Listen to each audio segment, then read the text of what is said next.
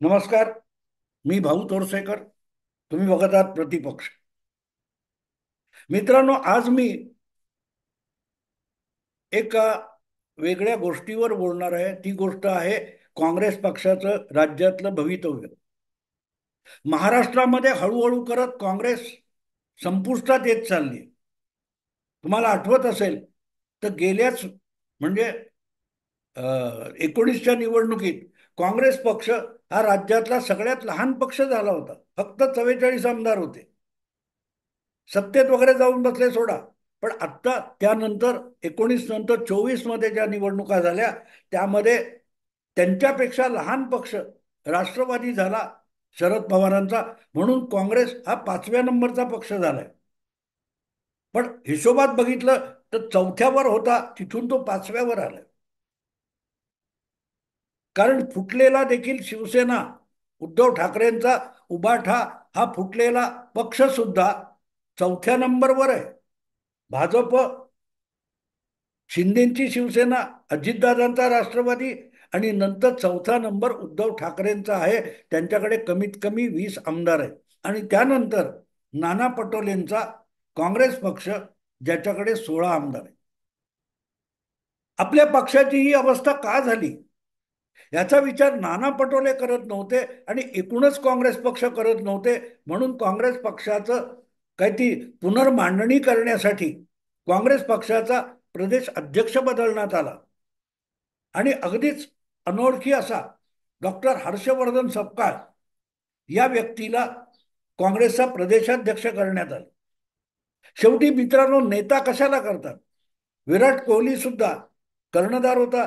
त्याच्या आधी महेंद्रसिंग धोनी कर्णधार होता. आज रोहित शर्मा कर्णधार आहे. पण धोनीने विराटच्या हाताखाली खेळाडू म्हणून खेळ केला. विराट कोहली आज रोहित शर्माच्या हाताखाली खेळाडू म्हणून काम करतोय. पण दोघेही संघाला जिंकून देत आहेत. नेता कोण असतो महत्वाचं नाही, पण सगळे खेळाडू म्हणून एकत्र खेळ करतात आणि सामना जिंकून देतात, याला महत्व असतं.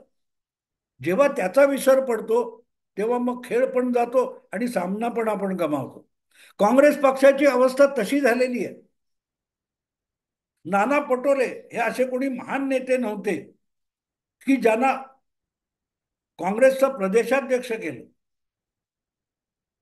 2014च्या निवडणुकीपूर्वी भाजपात गेले, काँग्रेस सोडून खासदार झाले आणि मोदींची पटत नाही म्हणून खासदारकीचा राजीनामा देऊन काँग्रेस आले. आणि नित्यनेमाने अगत्याने नरेंद्र मोदी यांना शिव्याशाप देऊ शकतात, हे एकमेव नाना पटोले यांचं क्वालिफिकेशन होतं. त्या पलीकडे संघटना कौशल्य, संघटना बांधण्यातला अनुभव, लोकसंग्रह, या बाबतीत नाना पटोले यांचं कर्तृत्व काय हा प्रश्न विचारला तो कोणीही उत्तर देऊ शकणार नाही. असा माणूस प्रदेशाध्यक्ष केल्यानंतर काँग्रेसचं व्हायचं ते वाटोळं ऑलरेडी झालेलं आहे. विधानसभेचा अध्यक्ष असलेले नाना पटोले राजीनामा देऊन बाजूला झाले आणि त्यांनी प्रदेश काँग्रेस म्हणून नेतृत्व हाती घेतलं. तेव्हापासून काँग्रेसची बांधणी काय झाली? आणि म्हणून अशा नेत्याला प्रदेश अध्यक्ष पदावरून बाजूला केल्याशिवाय आपल्या पक्षाला भवितव्य नाही, असं प्रत्येक काँग्रेसवाल्याला वाटत असणार. जो प्रामाणिकपणे काँग्रेस पक्षाचा काय ते पुनरुज्जीवन व्हावं असं म्हणतो, त्या प्रत्येकाला वाटलं असेल गेल्या 2-3 वर्षामध्ये की एकदाचा नाना पटोले बाजूला जाऊन दे. आणि नानांनी सुद्धा लागोपाठ विधानसभेच्या पराभवानंतर राजीनामा देऊन टाकला. पण त्यांच्या जागी आणायचं कोणाला, ही काँग्रेस हायकमांड समोर समस्या होती. कोणाला झाकायचं आणि कोणाला काढायचं? कर्तबगारीवर पक्ष उभा करणं ही सोपी गोष्ट नसते मित्रांनो. शून्यातून अनोळखी माणूस सुद्धा नेतृत्व घेतो आणि चमत्कार करून दाखवतो. नरेंद्र मोदींनी करून दाखवला. कधीही निवडणूक न लढवलेला माणूस गुजरातचा मुख्यमंत्री झाला आणि गुजरातमध्ये लागोपाठ 5 निवडणुका त्याने जिंकून दाखवल्या आणि गुजरातच्या कर्तृत्वावर देशाचा 3ऱ्यांदा पंतप्रधान झाला. पक्षाला मोठा बनवून ठेवलाय. अचानक असाच पुढे आलेला देवेंद्र फडणवीस सारखा नेता आहे महाराष्ट्र. कुठून कुठे घेऊन गेला भाजपला. तेव्हा नेता म्हणजे काय हे लक्षात घेतलं पाहिजे. ज्याला पक्षामुळे मोठं व्हायचंय अशी माणसं पक्ष मोठा करू शकत नाहीत. पण ज्याला पक्ष मोठा करायचाय आणि त्यासाठी आपलं सर्वस्व पणाला लावायचंय अशी माणसं पक्ष मोठा करतात आणि मग आपोआपच ती मोठी होतात. सचिन तेंडुलकर, वीरेंद्र सहवाग, विराट कोहली प्रचंड त्यांनी धावा काढल्या असेल, पण त्या धावा जेव्हा स्वतःसाठी करत असतात तेव्हा त्या आपोआप संघासाठी होत असतात आणि संघासाठी करतात त्या त्यांच्या धावा त्यांच्याच खात्यात दाखवल्या जातात. ही गोष्ट जेव्हा काँग्रेसवाल्यांच्या लक्षात येईल तेव्हा काँग्रेसची पुनर्रचना यशस्वी होऊ शकेल. पण आज तीच समस्या आहे. नाव घेण्यासारखा कोणीही नेता काँग्रेसकडे नाहीये. असे नेतेच नाहीयेत असं मी म्हणणार नाही. काल परवा वर्षभरापूर्वी काय तर तुमच्या तेलंगणामध्ये संपलेला पक्ष रेवंत रेड्डी या काँग्रेसच्या नेत्याने फेर उभा करून दाखवला. पण त्या रेवंत रेड्डीला तेलंगणामध्ये मुख्यमंत्री बनवण्यापर्यंत यशस्वी करणारा कर्तबगार काँग्रेस नेता महाराष्ट्रातला आहे.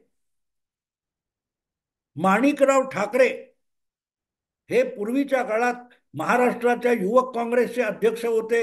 मला वाटते महाराष्ट्र प्रदेश काँग्रेसचेही अध्यक्ष होते.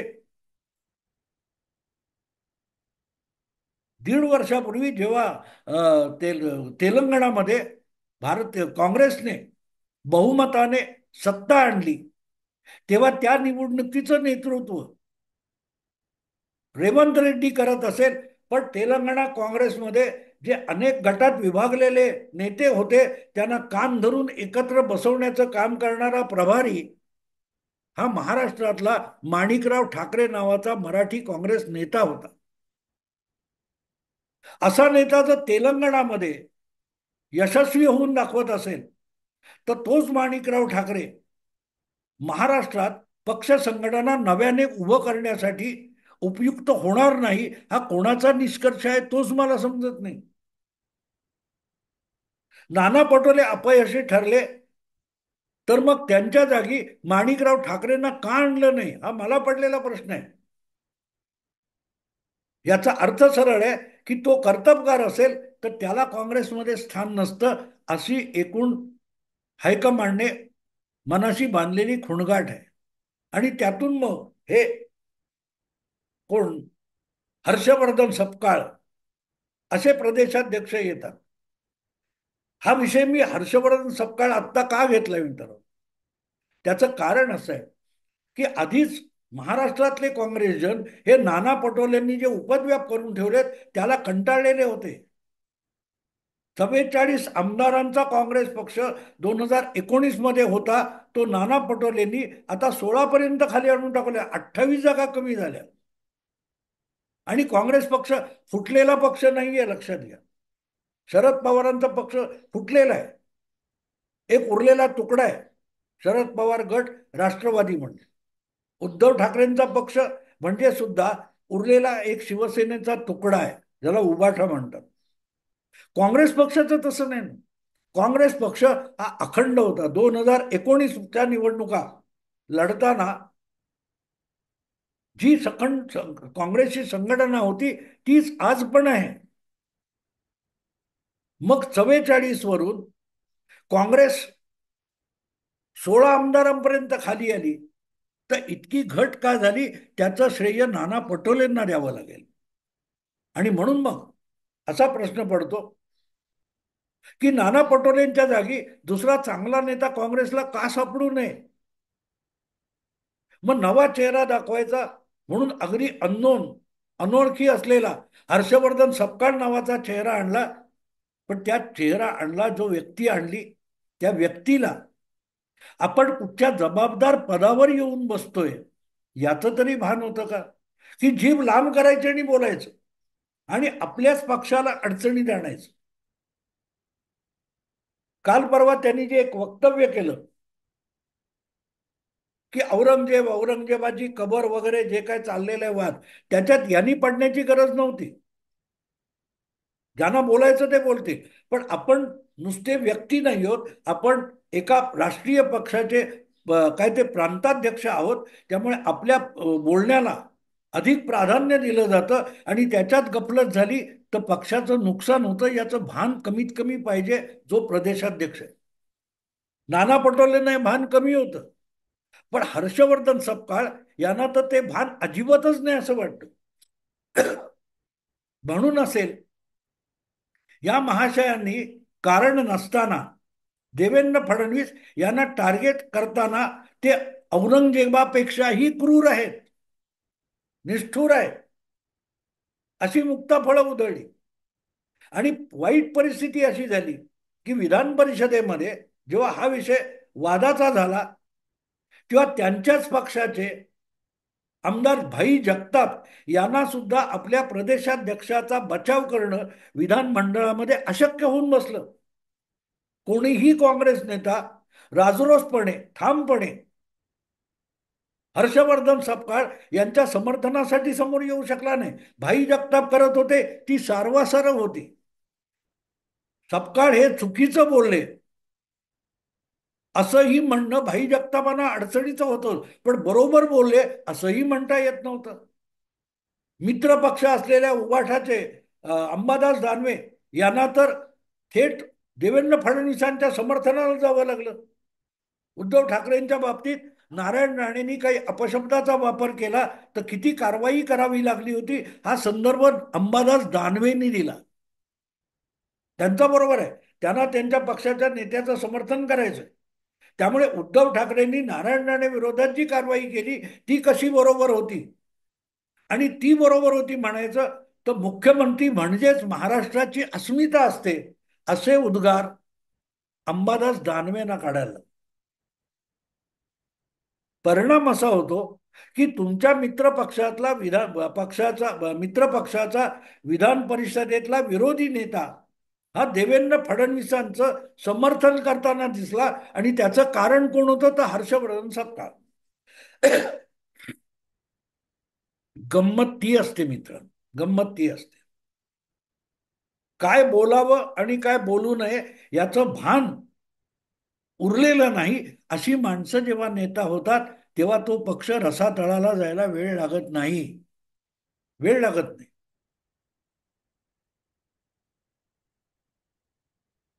नाना पटोले बेताल बोलत होते नाही असं नाही, पण नाना पटोले यांची जी गैरलागू अनावश्यक वक्तव्य होती त्या वक्तव्याची किंमत महाविकास आघाडीला आणि काँग्रेस पक्षाला भोगावी लागत होती. पण काँग्रेस पक्षाचं सार्वजनिक जीवनामध्ये निवडणुकीमध्ये नुकसान होतं असं नाही.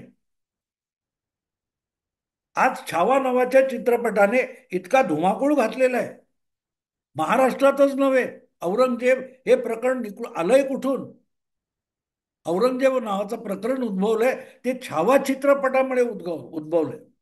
आजपर्यंत जो चुकीचा अर्धवट इतिहास शिकवला गेला त्यातून मराठ्यांचा पराक्रमी इतिहास हा पुरोगामी इतिहासाने दडपून टाकला. त्यामुळे विचलित झालेला देशभर प्रचंड समाज आहे. महाराष्ट्रातली गोष्ट सोडून द्या, दिल्ली किंवा अनेक ठिकाणी सिनेमा छावा चित्रपट बघून बाहेर पडलेल्या लोकांनी जिथे जिथे औरंगजेब जहांगीर काय तो शहाजहान जहांगीर अशा नावाचे फलक दिसले तिथे तिथे डांबर फासण्यापर्यंत मजल गेली. या भावना जेव्हा असतात तेव्हा आपण त्या विषयात मौन पाळलं तरी खूप होतं. तुम्हाला कोणी गळा धरलेला नाही की तुम्ही वक्तव्य केलं पाहिजे, बोललंच पाहिजे. गप्प बसा, हरकत नाही. ज्या विषयात बोलणं अवघड असतं अशा वेळेला मौनम सर्वार्थ साधन म्हणतात. गरज नव्हती बोलायची. पण फडणवीसांना औरंगजेबापेक्षा क्रूर ठरवताना सपकाळ यांनी आपल्याच पक्षाची गोची करून टाकली, आपल्याच पक्षाची गोची.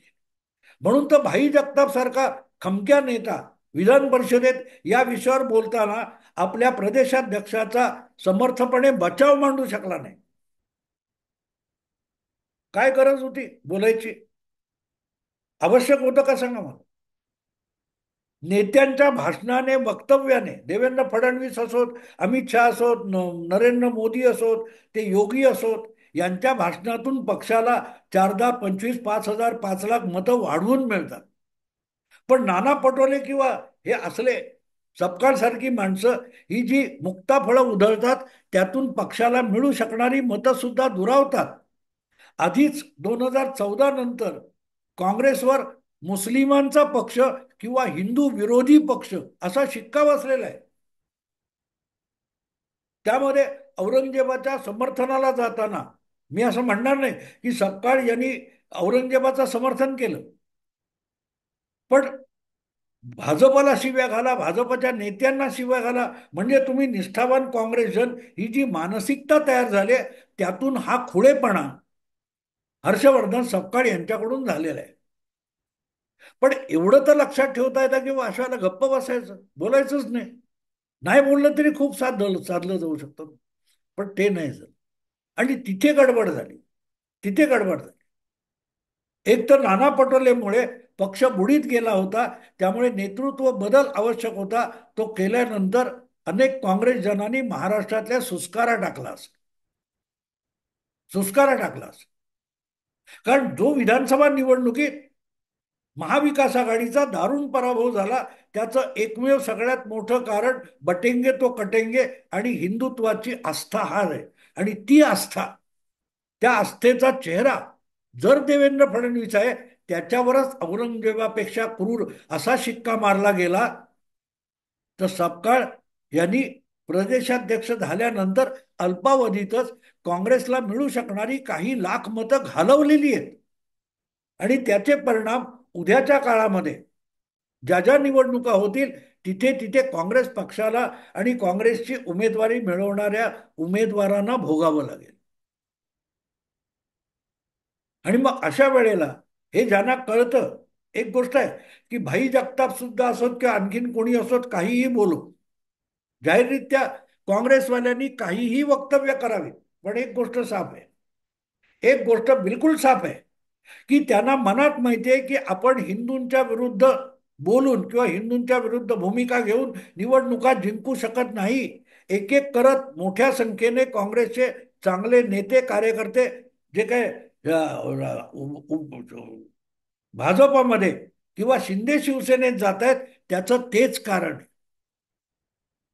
जो आपला मतदार आहे त्याला भावना दुखावतील इतक्या शिव्या घालत राहायचं हे राजकारण नाही, हा आत्मघात आहे. हे कळतंय तो काँग्रेस कार्यकर्ता पक्ष सोडून जातोय. अशा वेळेला त्या पक्षाचा प्रदेशाध्यक्ष ही अशी मुक्ताफळं उधळत असेल, तर त्या कार्यकर्त्याच्या मनात येईल की बाबा ह्याच्यापेक्षा नाना पटोले बरा होता. नाना पटोले ठीक आहे, पक्षामध्ये किंवा महाविकास आघाडीमध्ये धुमाकूळ घालत होता, पण हा मतदारांना विचलित करतोय आणि आपल्यापासून मतदारांना हाकून लावण्याचा उद्योग करतोय. सपकाळ एक गोष्ट विसरले की काँग्रेसच्या नेतृत्वाशी तुमची निष्ठा असायला काही बिघडत नाही, असलंही पाहिजे. पण ते करण्यासाठी आपल्या पक्षाची कबर खोदण्याची गरज नाही. हा विषय औरंगजेबाची कबर खोदण्याचा राहिलेला नाही. कबर खोदणं म्हणजे काय असतं? कबर उखडणं वेगळं आणि कबर खोदणं वेगळं, हे तरी लक्षात घ्या.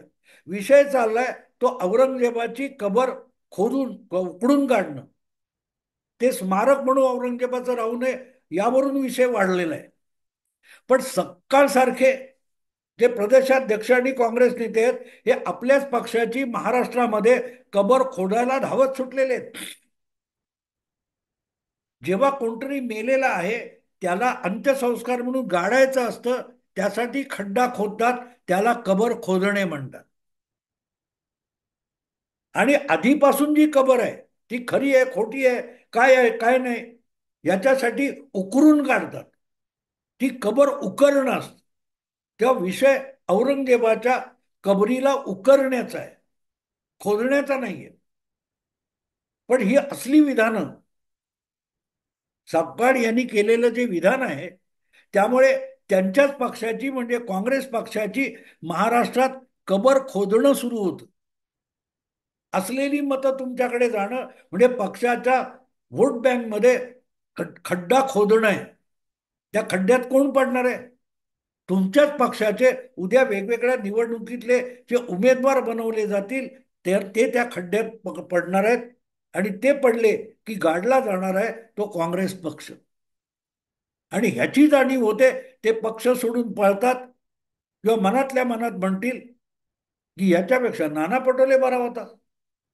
मित्रांनो, आता इथेच सांगतो. आवडलं लाईक करा, शेअर करा आणि प्रतिपक्षाला सबस्क्राईब करा.